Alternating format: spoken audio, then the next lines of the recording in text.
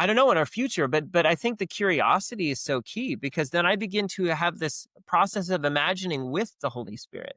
Hmm. And when we do that, sometimes what'll happen is we won't realize we're doing it, but we do something I call revelating, where we're having this process of like kind of imagining with God, but in the process of imagining with God, he's actually revealing truth to us.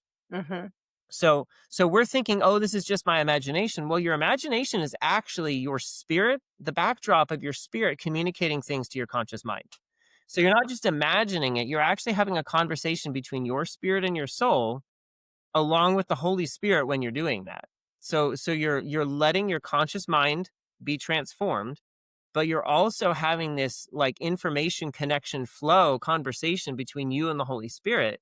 And sometimes you'll start to believe things and understand things you didn't before because you're just receiving this revelation insight in that place of what we think of imagination. It's wonderful. I describe it the way, and I describe it is when my spirit goes somewhere.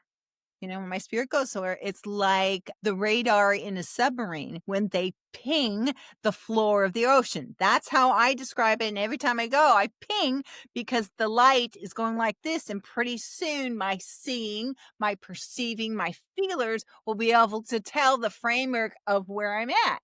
Yeah. And just like, what was it? Elijah, Jeremiah, whatever, when God said over and over again, "What do you see? What do you see?" I began to say what I feel. I began to say what, and he'll go, "Yeah, that's what it is." And you just keep walking into that. And it just builds this conversation that is so beautiful, and that curiosity. And it builds something that we didn't have the audacity to imagine. Yeah.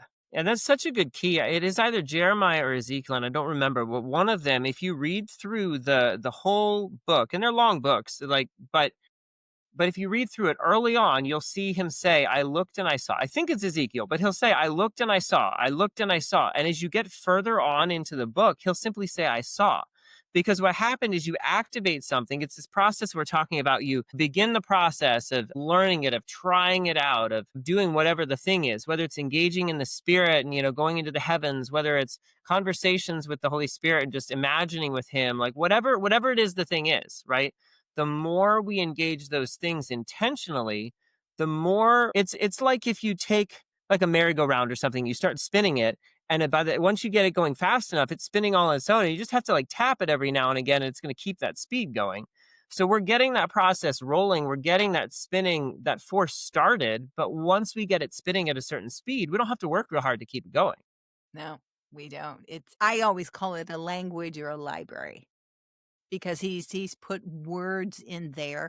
Maybe they're not tangible words that you could text or type, but they're a word language in our relationship that, of course, builds trust. And it's just so exciting. So can you give us an example of things that Holy Spirit's kind of said, "Hello, what are you saying?" Or "What are you talking?" How he kind of cleansed your thoughts, your minds, and some of the things that you removed from your everyday common that you noticed were in agreement with decay.